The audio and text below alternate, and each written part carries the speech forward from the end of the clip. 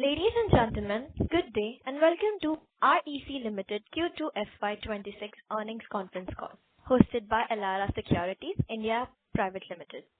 As a reminder, all participant lines will be in listen-only mode, and there will be an opportunity for you to ask questions after the presentation concludes. Should you need assistance during the conference call, please signal an operator by pressing star then zero on your touchtone telephone.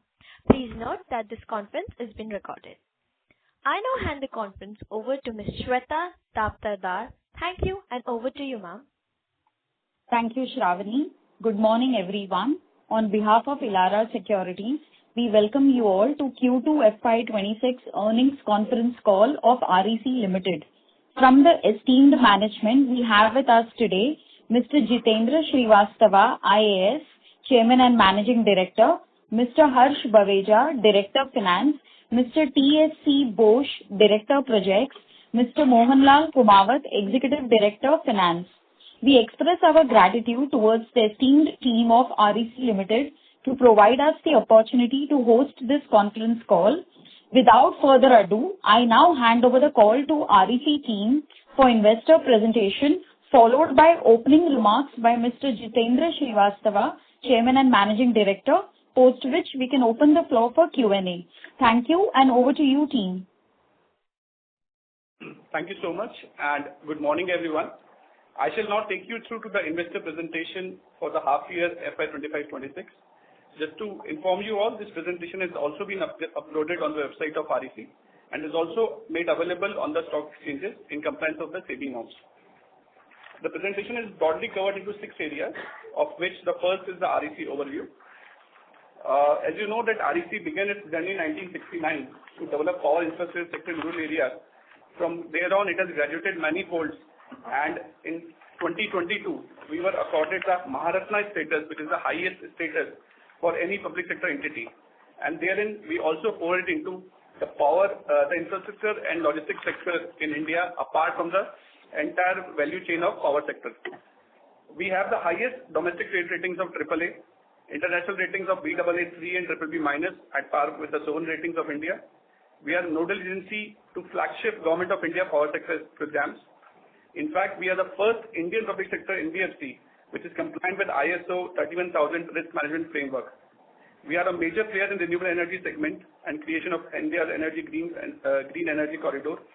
We are also one of the strategic players in India power sector, infrastructure and logistics sector.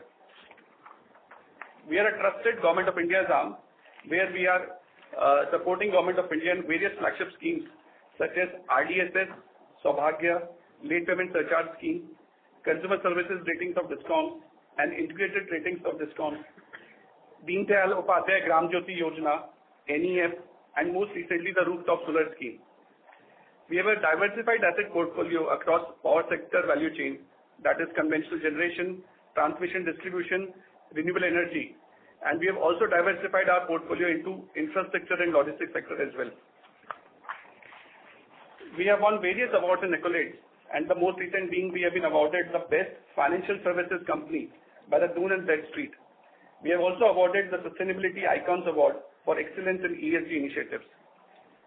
To take you through to the financial highlights for the half year, this half year we have recorded our highest ever profits of 8877 crores, which is a growth of 19% from the last. Our total income has increased to 29,828 crores, that is a growth of 12%. The net interest income increasing to 10,608 crores, a growth of 15%. The loan book has reached to 5.82 lakh crore, a growth of 7%. The net credit impaired assets have reduced to 0.24%, and our net worth has reached its highest ever level of 82,739 crores. The capital adequacy ratio is sitting comfortably at 23.74% as against the RBI requirement of 15%. On the profit and loss side, our half year profits were at 8877 crores, in which the interest income on loan assets was 28,686 crores and the net interest income of 10,608 crores. The total comprehensive income was 7,081 crores. The key ratios, the yield on loan assets for the half year was 10.06%. The cost of funds at 7.17%, 0.17%. The consequent interest spread was 2.89%, and the NIM comfortable at 3.64%. The return on net worth has increased to 22.14%, and the interest coverage ratio is comfortable 1.62 times. The debt equity ratio or the gearing ratio of the company has improved to 6.07 times. On the operational performance of REC, we recorded our highest ever half-yearly disbursements of 1,15,470 crores in this half year, which is a growth of 27% from the corresponding half year of the last financial year.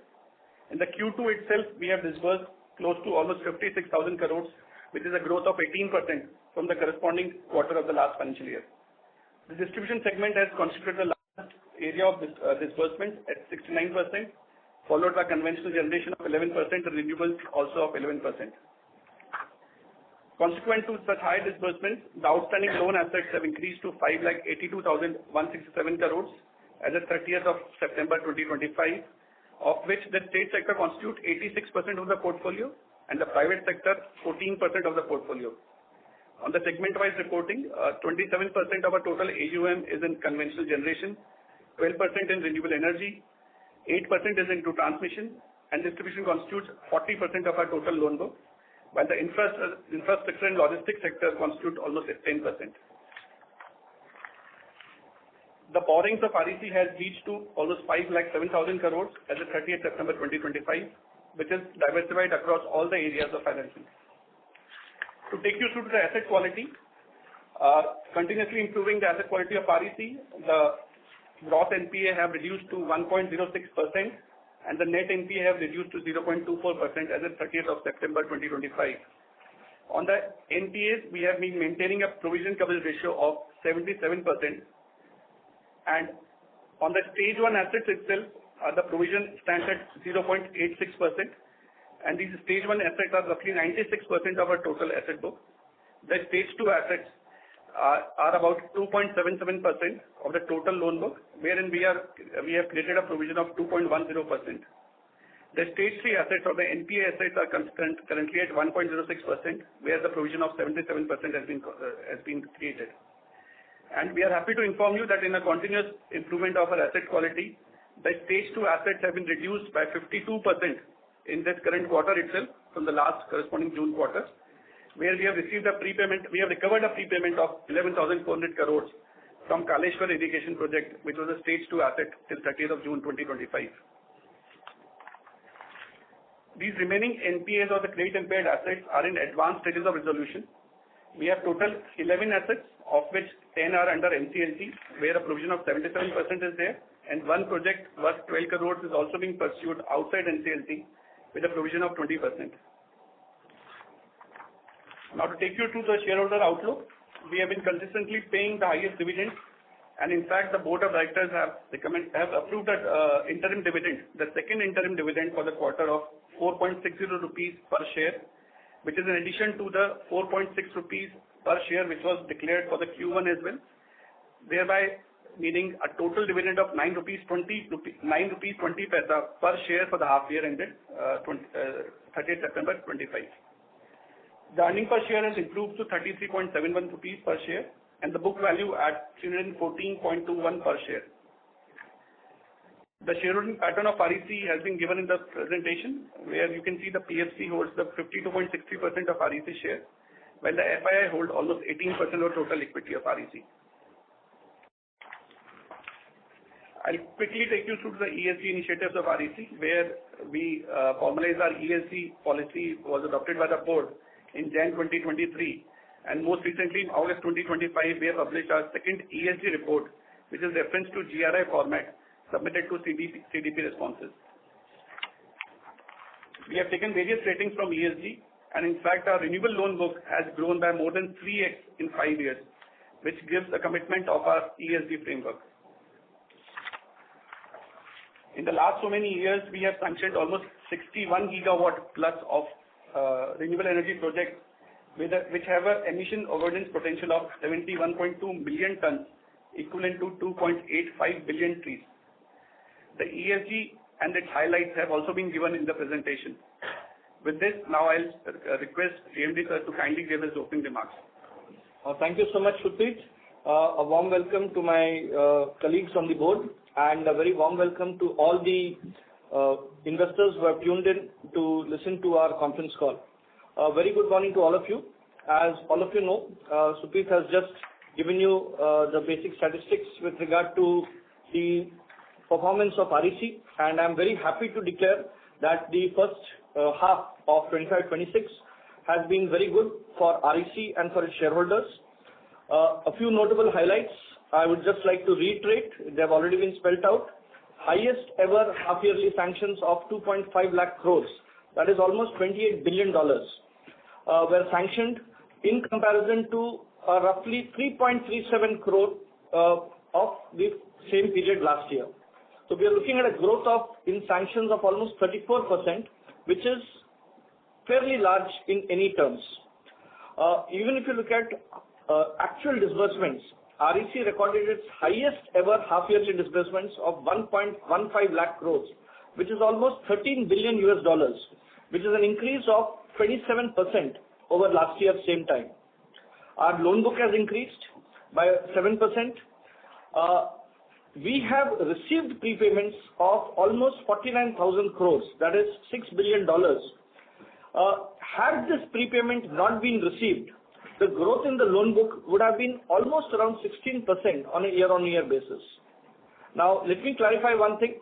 These prepayments that have been received are those prepayments which have primarily come from our borrowers returning the payment due to internal accruals, and a certain part of it has come from almost 16,000 crores have come from, 11,000 crores have come from the Kaleshwaram irrigation project, which has ensured that our stage 2 assets have reduced by almost 52%.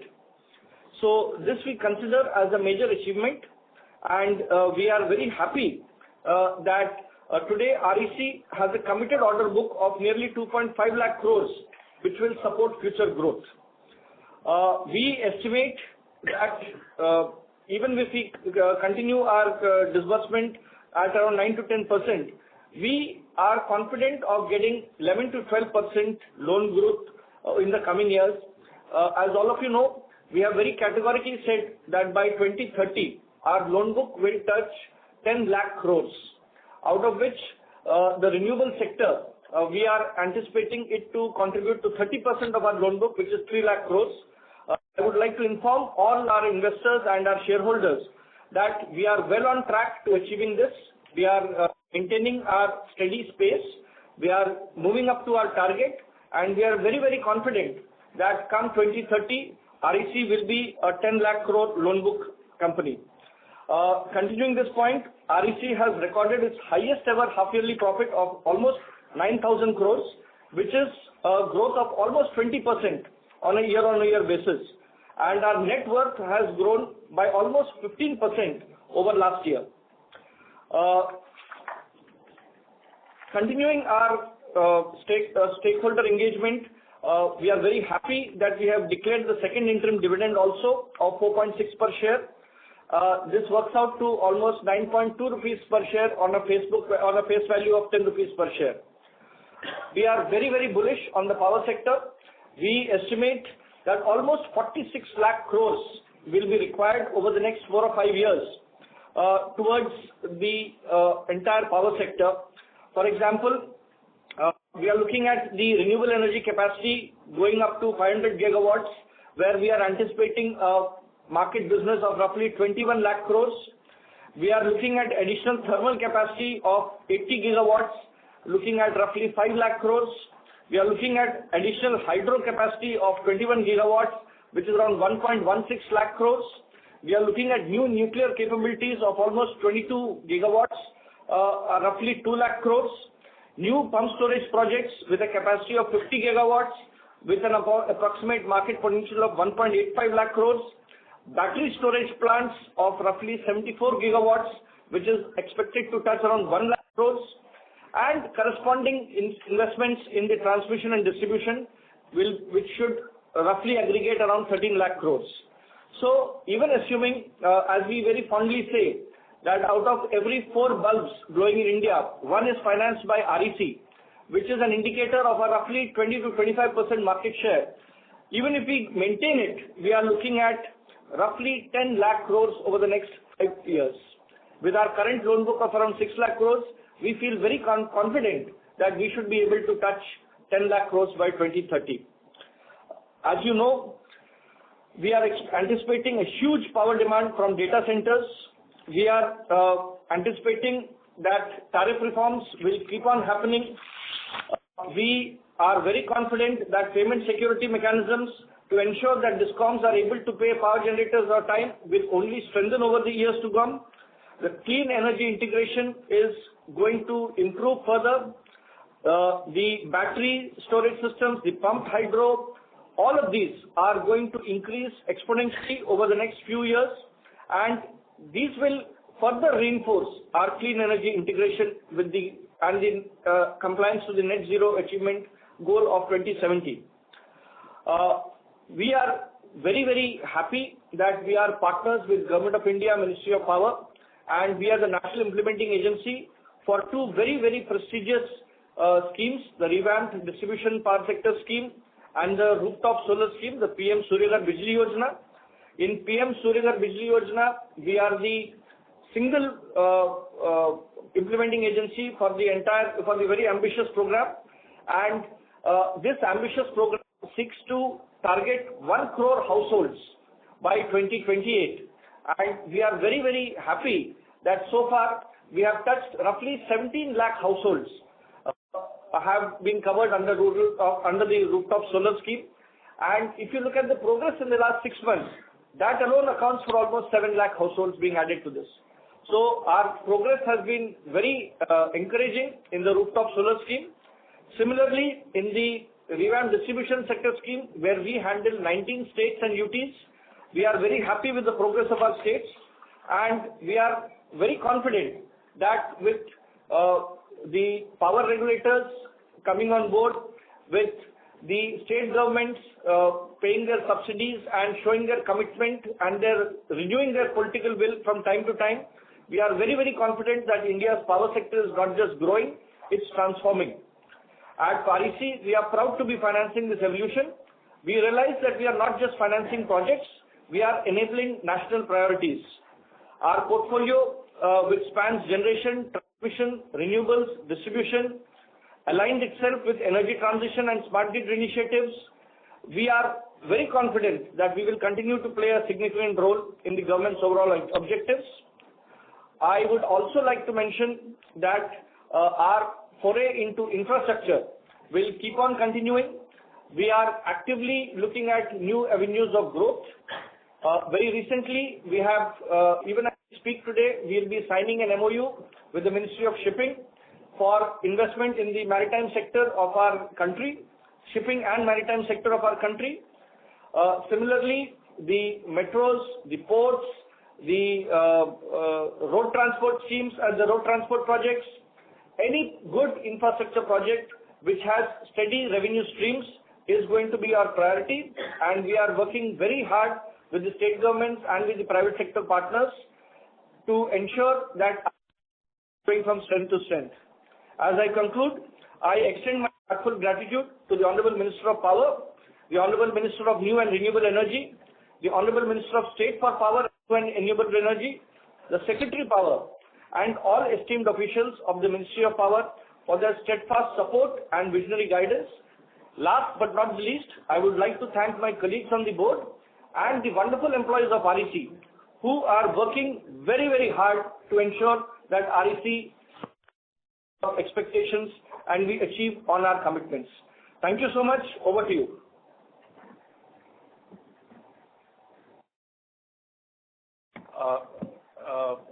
We can now open the floor for the Q&A, please.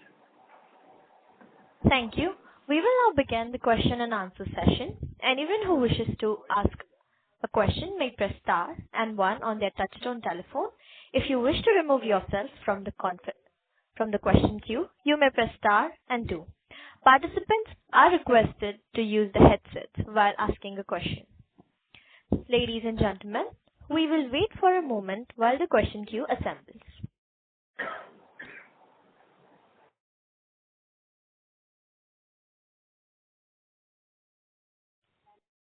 The first question is from the line of Abhijit from MOFSL. Please go ahead. Yeah, good morning, everyone, and thank you for taking my question. Sir, I just wanted to ask you two questions. One is, this Kaleshwaram project, right? Very clearly, it's a good thing that we have received, given that it was a stage 2 asset. But when we guided for the 12% growth in FY26, loan growth of 12% in FY26, was this factored in? And now that the ask rate for second half is much higher, are we confident that we will be able to deliver on the guidance, or is there a reason to believe that the growth will actually be lower than what we had guided at the beginning of the year? Yeah. So you said you will be asking 2 points. I'm assuming that's only Yes, only sir. one. I can. Yes, sir. So I can maybe complete the second question as well. The other thing I wanted to understand is, on and off we keep hearing that both Hiranmaye Power as well as Sinnar Thermal are in advanced stages of resolution. So is there a case that any of these two could get resolved in the current quarter? So basically, what I'm trying to understand is if you could briefly share what is the status of resolution in some of the stress assets for us. Those two questions. Okay. So I'll first. Yes, we are very happy that almost 11,000 crores from Kaleshwaram has come back to us, reducing our stress assets in the stage 2 category by almost 16,000 crores, which is a reduction of roughly 52% in our stress assets, stage 2 stress assets. And to your second part, whether we are still confident of achieving a growth rate of 11 to 12%, absolutely. We have already done 1.15 lakh crores. That is with prepayment of almost 12,000 crores from Kaleshwaram. So this growth that you see is with the prepayment. And we honestly don't foresee too many prepayments coming in the remaining 2 quarters. And if we continue to maintain our disbursements, and we are fairly confident of that, I don't see any reason why we should not touch 11 to 12% by the end of this financial year. With regard to the second question on Sinnar progress, I will request my Director of Finance to just update you on the Sinnar project. As you know that we are in the process of becoming a net zero company by the year financial year 26. So we expect that these main assets, that is Sinnar and the Hiranmaye, these will be resolved by the year by Q4. These are at the advanced stage of resolution. Hiranmaye, the final hearing, outcome of the final hearing is to come in this quarter Q3 only, and the Sinnar. And the Hiranmaye is now with the Supreme Court. Some judgment is to come from the Supreme Court, and that will take place. And we are confident that all assets, around 11 or 12 assets are there, that all will be resolved in the financial year 26. Got it. And sir, just one follow-up question. So you said that you do not foresee too many repayments coming in 2H in the second half. What makes us think that? Because first half, sir, you'll acknowledge prepayments were particularly elevated. Wherein you shared in your opening remarks that they have prepaid almost 49,000 crores in 1H, including the 11,000 crores from Kaleshwaram, and predominantly out of their own internal accruals. So don't you think, this trend of higher prepayments could sustain in the coming quarters as well? You will appreciate that out of the 49,000 crore rupees, the major have come from the Kaleshwaram, that is around 12,000 crore rupees. And then 10,000 crore has come from the RVPF scheme of Andhra Pradesh and Telangana. What they have done, they have availed a long-term loan from us, and they have prepaid this extraordinary amount to REC. So this 28,000, this is 12 plus 10,000. It's around 22,000 crore have received on these accounts. These are the one-time scenario. And the rest is the Adanis have made up a payment of around 3,000 crore. That is again, since their headroom was not there for further sanctions, they have submitted some of the new schemes to us, and that is why they have prepaid us. All is around 25,000 crore have come from the RBPF schemes. Not 25,000 crore, it is around 20,000 crore which has come from the RBPF scheme, where the scheme in itself says that anyone DISCOMs having the surplus cash available may make prepayment to us, and thereafter they can avail the funds as and when required with them, and that activities will keep on going on. So other than RBPF and the balance payment of the Kaleshwaram, we don't expect much of the prepayment coming up in the next 2, 3 or 4, quarter 3 and quarter 4. I'd just like to supplement this figure. You must realize that we have a committed order book of nearly 2.5 lakh crores. And if we look at previous year pending sanctions also, which have yet to translate, the actual kitty which we are looking at for disbursement is much more than that. So we are very confident that yes, our prepayments will be controlled. We don't anticipate any major prepayments apart from the ones which DF has just mentioned. So even after factoring those prepayments, we are fairly confident that we should be able to achieve a growth of over 12%. 11 to 12%. Got it, sir. This is very useful, and I wish you and your team the very best. Thank you so much. Thank you. The next question is from the line of Kushagra Goyal from CLSA. Please go ahead. Hi, sir. Thank you for taking my question. So first is on there was a draft regulation. Your volume is very low. Your volume is very low. Is it better? Yeah, better now. Yeah. Sure. So I will just repeat. So first question is that there was a draft amendment by RBI in which they were proposing to lower capital requirements for lending to high quality infra projects. So just wanted to know your thoughts on this. How can this benefit us, or can this lead to higher competition? So that was one.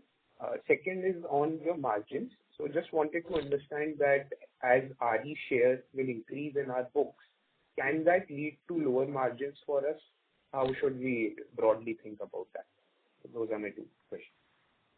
First of all, as far as the RBI guidelines have come, these are at the draft stage, and these guidelines are good for us. We are also submitting our comments to the RBI, and we have seen in the past also that whenever the final guidelines are issued, that are generally issued with a much refined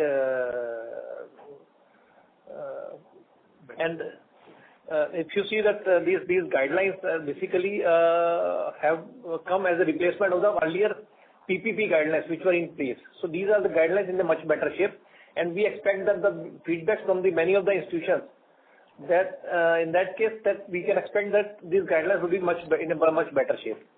And as regards your second question was regarding the renewable portion. Yes, we expect that renewable portion will increase, but similarly we are expecting that the share of distribution and the generation will also keep on increasing. If you see that as of now, my renewable share is around 12% out of a loan book of 5,82,000 crore. So for example, if it touches around 10 lakh crore and my renewable share gets increased to 25%, that is not going to affect. Till by that time, my net worth would be around, as of now, it is around 82,000 crore, which may touch around 1,40,000 crore. So we will be able to maintain our NIM between 3.5% to 3.75% and a spread between 2.75 to 3%.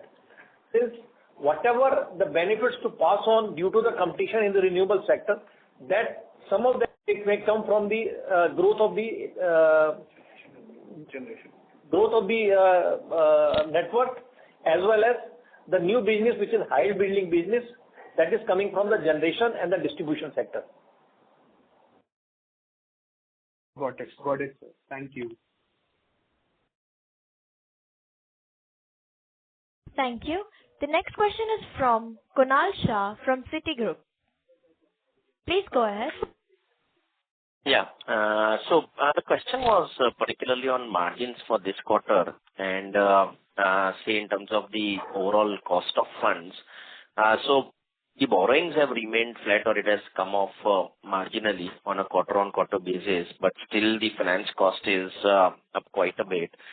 So not able to get in terms of the increase in the cost of funds during the quarter, wherein we would have seen some benefit of repricing of the liabilities. So if you can just highlight that, yeah. As far as my borrowing cost is concerned, that has increased a little bit. So that all because of some of the risk mitigation measures which we have taken in respect of the foreign borrowings. Because of the volatility, we had to take some of the measures that has added to the cost. Further, as regards my borrowing cost, almost 80 to 85% is of the fixed cost nature. So generally, out of that, only 20% redeemed in a year, and all that the loan gets redeemed in the next over a period of 5 years.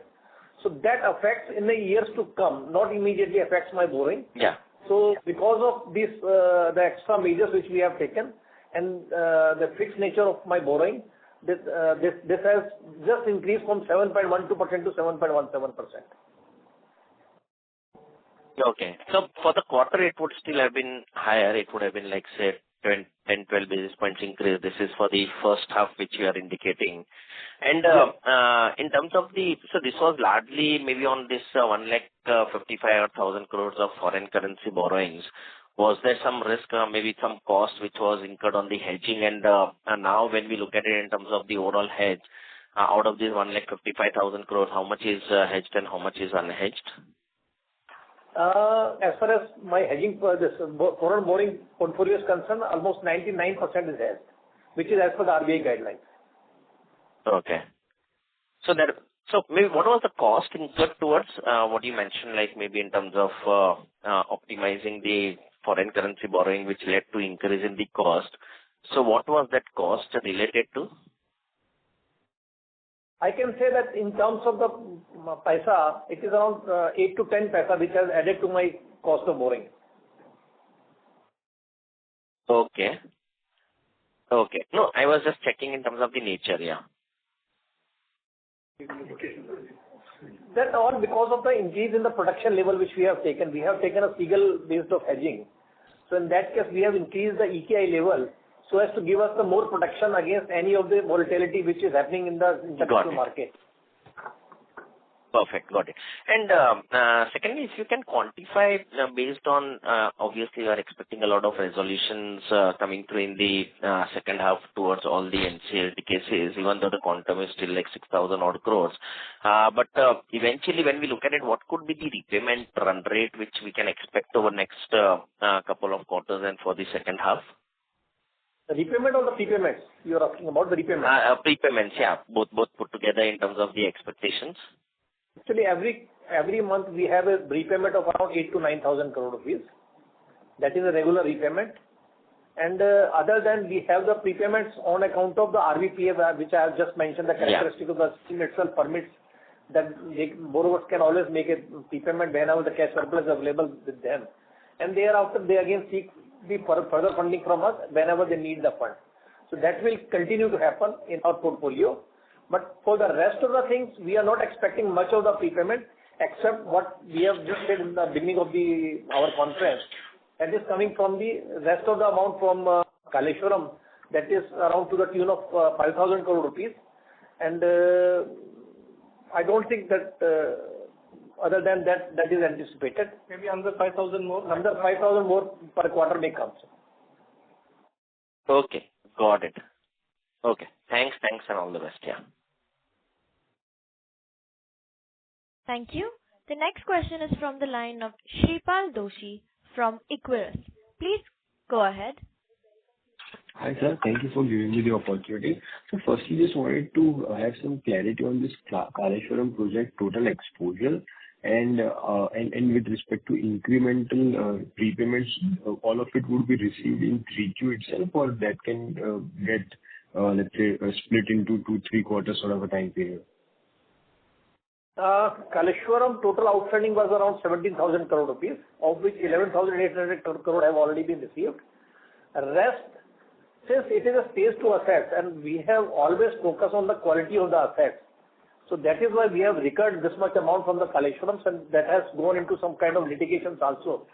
So it is good in the interest of the company that we get the prepaid for that.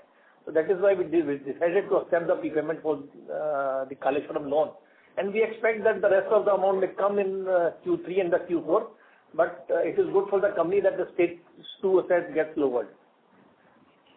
Got it. And sir, how much of it, from the provisioning point of view, this quarter we would have benefited because it was stage 2 and we were carrying higher provisions.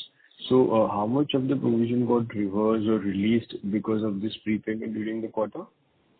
That was not much of the amount since the project was secured against the government guarantee. So it was not a very significant amount which got reversed because of this prepayment. Okay. So the second question was pertaining to the cost of funds. So the India sovereign rating has also improved in the last 6 months sort of a time period. So have we seen any benefit to us for our foreign borrowing plans? And secondly, you said that 99% of our foreign borrowing is hedged, but to what level of rupee against the dollar is it hedged? So let's say if rupee goes to 90, what is the kind of implication that we can have in the P&L? So these were the two questions pertaining to the borrowing side. So first you have said about the cost of borrowing. Yeah, because India's sovereign rating has improved. So any benefit that we are seeing, and if yes, then how much are we seeing in terms of our foreign borrowing? For example, in case we go for the international borrowing, or if we go for the bond, raising fund through the bond, then that may give us little benefit. Otherwise, we are already at the highest level of the sovereign rating. So that is not going to give us any significant benefit out of it. And second question was regarding hedging limit. Yes. For the different kind of loans, we have a different limits. And as of now, against the dollar, we are well within the limit. Okay. So is it fair to assume that up to, let's say, 89.90, we would be better, and if it breaches that level, there could be implications in the P&L? Up to 90, there should not be any issues. We are hedged much beyond that. We are hedged much beyond that. Okay. We are hedged to beyond 100. We are hedged to beyond 100. That would be for the fresh borrowing that we would have done in the last 3 months sort of a time period. Is it fair to assume that way? So the fresh borrowing which we have taken, that is if it is for 1 year, then that is coming at around 95 or 96, and if it is for 5 years, that is much beyond the 100. So that is not a question. The ECBs which is maturing in Q3 and Q4, I was talking about that. So as far as against dollar is concerned, as on date there is no question. Let's see, and we are a proactive treasury management system. So we always take advance action in case if any problems we anticipate that is going to come. Got it, sir. Thank you so much, sir, for answering my questions. Thank you. Ladies and gentlemen, in order to ensure that the management is able to address questions from all the participants in the conference, please limit yourselves to 2 questions per participant. Should you need any follow-up questions, you may rejoin the queue. The next question is from the line of Chintan Shah from ICICI Securities. Please go ahead. Hi. Thank you for the opportunity. And so, sir, firstly, sir, again, on the growth front, so basically, in terms of competition, so given that we have a 20-25% market share and the potential market size quite huge, but after the repo rate cut, so are we seeing the competition increasing, particularly from PSU banks or from government institutions like NAFED or any other type of institution, and that could potentially lead to some pressure on the yields going ahead? And have you revised any card rates in the last 6 months or so? Yeah, that's the first question. We had reduced card rate in the month of May, and somewhere you will have to understand that we are also in the business, and what is evident that our disbursement has grown substantially during the last Q1 and Q2. So that is an evidence that we are very much proactive in the market, and we are very much competitive in the market. So for that, on that front, you need not to worry. And we expect that the competition will come as far as the renewable sector is concerned from the market. And there our rates are the lowest in the market. And as far as the other sectors are concerned, REC and the PFC majorly will lead. And we already have the share of around 20 to 25%. We'll continue to maintain that share. This 20 to 25% share of REC and PFC each. Sure. Okay, so that is helpful. And sir, so just one thing again on the borrowing cost front. So, say for example, if there is a 3-4% depreciation in the USD INR in a particular quarter or so, then potentially will that result in some rise in our hedging costs again? So like from 90 to 93 if it goes in the next 2-3 quarters or so. So that would again lead to some rise in our hedging costs. Is that a fair assumption? Yeah. Actually, in that case, suppose if we have taken funds in the past, we don't have production level up to 90. There may be a production level of 92, 93 and 95 also. So ultimately at each transaction maturing on the day, we have to decide what kind of action we have to take. So our action starts even 1 month prior to that. So we see the trend, and on that basis, we used to decide whether we have to increase our EKI limit or not to increase our EKI limited. So this all depends on merit. Sure, sir. But just if there is some random movement of 3-4% in a particular month or so, yeah, then that could lead to some rise in the hedging costs. So that is right. Yeah. Random movement. It would, the kind of random movement you're talking about will need a apocalypse. So you cannot plan for an apocalypse. Yeah. Understood. Sure. Fair enough. Yeah, that's it from my side. Thank you and all the very best. Thank you. Thank you. The next question is from the line of Avinash Singh from Emkay Global Financial Services Limited. Please go ahead. Yeah, hi. Good morning. Thanks for the opportunity. Questions around growth. I mean, the guidance broadly for the next 5 years looks kind of very, very clear. But I mean, if we were to see the growth trend, particularly in the segment like conventional generation, I mean, your large part of, I mean, if I see your borrower category here, it will be state utilities. But there, I mean, despite whatever NEP targets and all, the momentum as far as the new thermal power in the state sector is concerned, the state utilities, is very, very slow. Now, there, if you see this trend continues, do you see, I mean, your conventional generation disbursement or AUM growth reviving? Because that is right now very, very anemic. And the second, if you can help, the transmission, that's a kind of a small portion of your book, but that has also declined. I mean, I can understand the infra and logistics part is largely due to Kaleshwaram, but here transmission has also declined. So what is going on there? Lastly, your state and private mix has now gone to 86-14 because the private part, particularly led by renewables, is growing faster, which the state is kind of lagging. To what level you will be comfortable in this kind of, the AUM mix between state and private? Thanks. I'll take your last question first. We don't plan exactly when we look at what would be a comfortable government or private. We don't go by the nature of the borrower. We go by the nature of the project and its potential to deliver well. So if we fund irrespective of whether it's a government project or a private sector project. So that I hope that answers your question. As long as it's a good project, it gives you a good revenue stream, we will fund it, we will keep on funding it, irrespective of whether it's a government project or a private sector project. That's the first part. What was your second part? I'm sorry, I don't recollect your question. Could you just repeat it shortly? Second part is that, what is happening there in the transmission, your transmission part of your book, because that is also seeing decline. Because Kaleshwaram would be sitting under infra and logistics, if I am correct. So what is leading to this decline in transmission? That's my second question. And third, of course, how do you see a state utility level thermal project, conventional generation project picking up? Because they are quite slow and running much behind what you would in discharging NEP 2032. Yeah. But if you see my entire data, the generation sanction have increased from H1 25, which was H1 25 was 53,000 crore. It has increased to 1,13,000 crore. Similarly, transmission has increased from 13,000 crore to 14,000 crore rupees. Renewable, this time it was sanctioned around 45,000 crore rupees. Distribution has increased from 36,000 crore to 71,000 crore. That is an evidence that the regular business is flowing.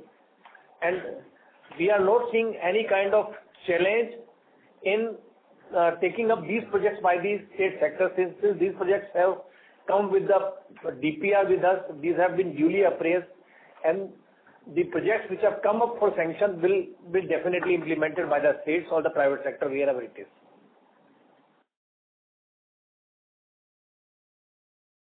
And sir, what explains this decline in transmission AUM? No, it is not a decline. It is not a decline. Last year, H1, we had sanctioned 13,000 crore rupees. This time, we have already sanctioned in H1 14,000 crore rupees.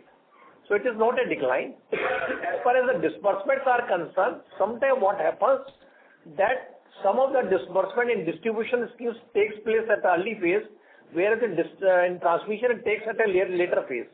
So that might be the reason for that, but it is business as usual. Okay, sir. No, I was talking of loan book. I mean, loan book has been, nearly 49,000 crore last year. This year, right now, it was 44,000 crore. 44,000, yeah. So nearly 98% decline there. Loan book. That's what I was talking. Oh, it is just because, see, those are seasonal fluctuations. You should be worried if we are sanctioned. That is a matter of worry. And if you look at our sanctions, in H1 FY25, it was 53,879, that's say roughly 54,000. It has gone up in H1, it has gone up to 1,13,000. So you're looking at almost a 45% growth in sanctions in generation.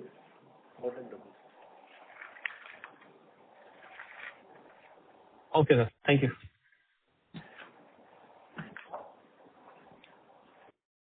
Thank you. The next question is from the line of Nikhil Nigania from Bernstein. Please go ahead. Yeah. Hi, thank you for taking my question. My first question is on the DISCOM debt side. There have been murmurs that the DISCOM debt has become quite large. So any chance of a restructuring or any discussions on debt restructuring for DISCOMs that are happening? And if it does, what is the consequences you see for that debt being transferred to the state government or any risk of a rate cut which we might have to take? If you could please answer that. So I'll just come in from the first part. As far as debt is concerned of DISCOMs, primarily 6 states account for a huge amount of the debt. I think it's UP, Karnataka, I'm forgetting the names, Tamil Nadu, I'm forgetting the names of the states, but primarily it's concentrated in 6 states. And Government of India is working for a debt restructuring package that's in the process of development. And I think consultations are at an advanced stage and the group of ministers is seized of this issue.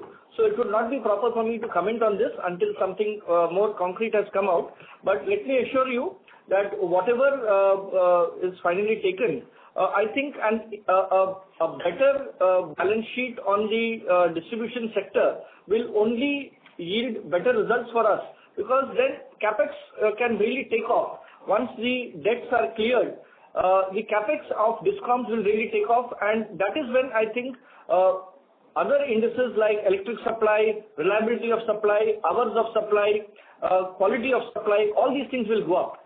So I think it's a win-win situation we are looking at here. The specifics are still not very clear. It's at a higher level of discussion. So I hope that answers your question. Appreciate that response. Just one follow-up to that. Do you see any risk of our spreads being asked to be compressed on the DISCOM debt side due to this? I think that's a matter for the future. Let us take that call as and when it comes. It would not be proper for me to speculate on this. Got it. Appreciate that, sir. The second question I had was on the project financing norms. Now that they have come into play, was that the impact we saw in the provisioning this time, or is that something we'll see in subsequent quarters? Actually, that is coming into effect from the 1st of October. So it is not going to have much of the effect on the balance sheet for the financial year FY26. That will be applicable on the new project sanction to be documented post 1/10/2025. So that is not going to make much of the effect on my balance sheet for the financial year 25-26. And also I would like to mention that these provisioning norms are applicable for everybody. So it will affect everybody equally. So I don't think that should bother us too much. Got it. Appreciate that, sir. Those were my questions. Thank you. Thank you. The next question is from the line of Saket Jadhav, India Capital. Please go ahead.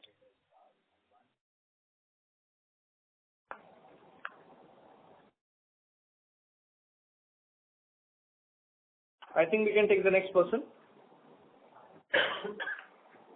Hi, good afternoon, sir. Am I audible? Yeah, you're audible. Please go ahead. Yes. Sorry about that, sir. Thank you for the clear update, and thank you, CMD, sir, for laying out the long-term vision so clearly. My question was primarily on asset quality. Apart from the one account, Kaleshwaram account, where we have received the repayment, the other stage 2 assets does the company foresee any risks over there, or they are largely contained? No, we don't see any kind of risk associated with them. In some of the cases, that is Teesta Urja and the O2 Power, these two cases are concerned, they have been regularly making the payment. Since in the O2 case, rating was not available, that is why we have placed in the stage 2. And as far as Teesta Urja is concerned, that is a restructured asset. Yeah. TRN is again a restructured asset, so as per the RBI provisions, we have to keep it in the stage 2. And for the rest of the assets, these are the government projects where we are regularly getting the repayments. Sometimes what happens, it goes beyond 30 days, so that is why we have to place it in the stage 2. But we are not seeing any kind of challenge or any kind of difficulty in recovering these amounts. Understood, sir. Thanks for that. That's it from my side. Thanks. Thank you. The next question is from the participant Harshit Toshniwal from Premji Invest. Please go ahead. Hello, sir. Am I audible? Yeah, could you speak louder, please? Yes. Sir, the question was regarding the privatization of DISCOMs. So we have in UP government specifically, for example, the first stage is there where probably it's on the tender and 2 out of the 6 DISCOMs will be privatized. Now, sir, if I look at the trend, as you said that if DISCOM balance sheet improves by government help and it remains a government entity, till then it is beneficial for us. But for example, if it gets privatized, then the private player will not seek debt from us. He will want to seek debt at a much better rate from the other financial institution. Now, in that case, what is the risk you envisage that still our 40% of your AUM is through distribution companies? If the trend of privatization happens at a much faster pace in the next 5 to 6 years, is it a risk that you foresee to your 10 lakh crore AUM target? How should we look at that? What makes you think a private DISCOM will not come to REC for funding? And what makes you think we will not be in a position to give them competitive rates? And if you are scared that we'll lower our interest rates too much, let me assure you that while our rates will remain competitive, it is not just rates that come into factor when you are deciding a loan portfolio. There are n number of other conditions, pre-disbursement conditions, post-disbursement conditions, which also come into play. So all these are taken into account by the borrower before he takes the final call on his borrowing. It is not just a single variable of interest rate. So I would urge you not to pay too much importance to just interest rate. Yes, it is an important determinant, but like I said, there are other conditions which are equally important. So I honestly don't think even with private DISCOMs coming in, we will have too much of a problem.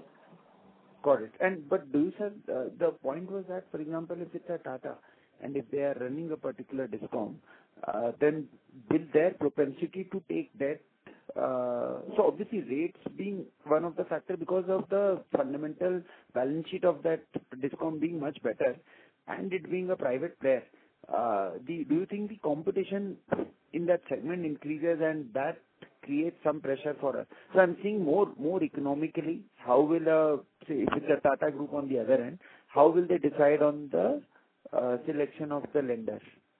That's a question which you'll have to ask Tata Group, not REC. Right. But if I can ask you, sir, that in your assessment... my request is let us not enter into a debate on this. I have said what I wanted to say. I hope you will appreciate that I have been more than candid, and I would request you not to speculate on this too much. Okay. Okay, sir. Privatization is a thing which is going to happen or may happen, may not happen. What are the pitfalls? We are presuming privatization will be good. There could be pitfalls there. A lot of issues are there. Let things unfold. Let us not put the cart before the horse. Got it. Okay, sir. Thank you. The next question is from the line of Piran Engineer from CLSA. Please go ahead.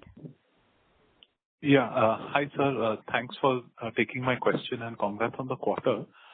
If you could tell us what is your stage 2 number as of September 30th? 16,112 crore rupees, of which Rayalaseema is 740, TSW RIDC is 9,700, Teesta Urja is 3,300, TRN Energy 1,000 crore, and Excel Zargi O2 Power, that is 1,200 crore rupees. So total is around 16,000 crore rupees, and we are getting regular repayments from them. Okay, and the last quarter it would be 28,000 crores because Last quarter it was 33,000 crore rupees. 33. Yes. Okay. And so just on this Kaleshwaram thing, how did they resolve the project? Was it moved to the state government? Actually, like who took over the debt? We are concerned with our repayments, and the state government is making repayment to us. That is good for us. How they are making the payment, how they are making the things good for them, it is up to their business. We are getting regular payments for that, and that is good for us since the project is subject to many litigations now as of now. Got it. Okay. Yeah, that was it from my end. Thank you and all the best, sir. Thank you. The next question is from the line of Shripal Doshi from Equirus. Please go ahead. Hi, sir. Thank you for giving me the opportunity once again. My question was pertaining to the pricing. So, when we say that we're focusing on projects where there is... Your voice is not very clear, sir. Excuse me, sir. Please. Can you repeat? Sorry. Am I audible now? Yeah, you're a little better. Yeah. So my question was on pricing. So when you say that we are focusing on projects where there is steady cash flow and also where there is state government involvement, so are we not facing any competition there from banks, and what sort of a pricing or spreads that we believe can sort of play out in such projects? So let me put it this way. I mentioned this to a previous, I think person, I'm forgetting his name, who had asked this question. See, when a person takes a decision to fund a project, we look at the IRR of the project, number one. We look at the credentials of the promoter or the state government or the entity, as the case may be, whether it's a private or a state government entity. We look at the government guarantee or lack of it.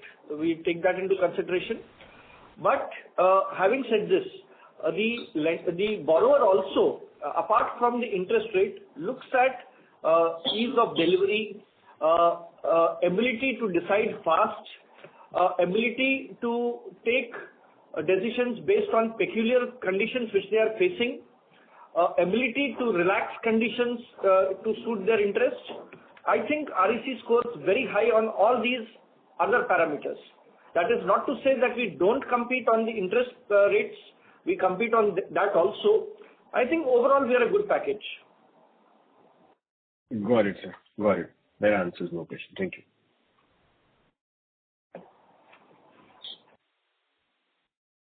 Thank you. The next question is from the line of Uma Menon from Bernstein.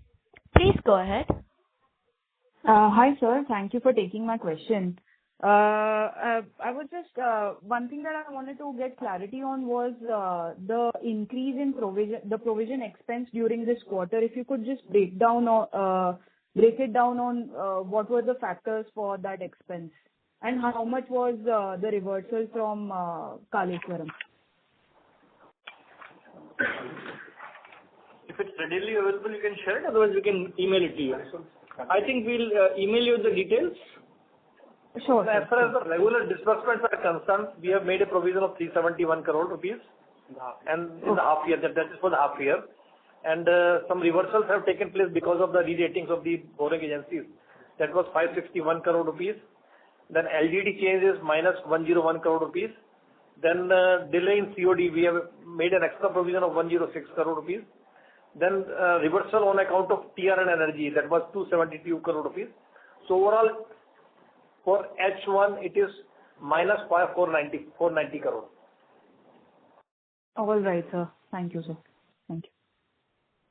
That was it.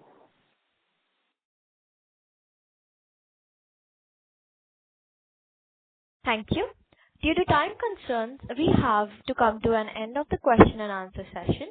I now would like to hand the conference over to the management for the closing comments. I would like to thank all of you. We feel proud that we are able to deliver, and we are happy that your questions came. We are very impressed by the quality of the questions also.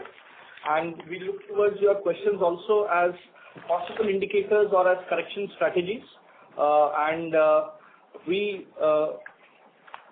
I think we could not take 4 people who were in the queue. So we'll appreciate it if you could just email us your questions and we'll get back to you. And feel free to reach out to us for any of the queries you might have. And thank you one and all for taking part in this con call. We are happy to be of service, and we hope to continue performing like this over the next 2 quarters also. Thank you so much. On behalf of Elara Securities India Private Limited, that concludes this conference. Thank you for joining us, and you may now disconnect your lines.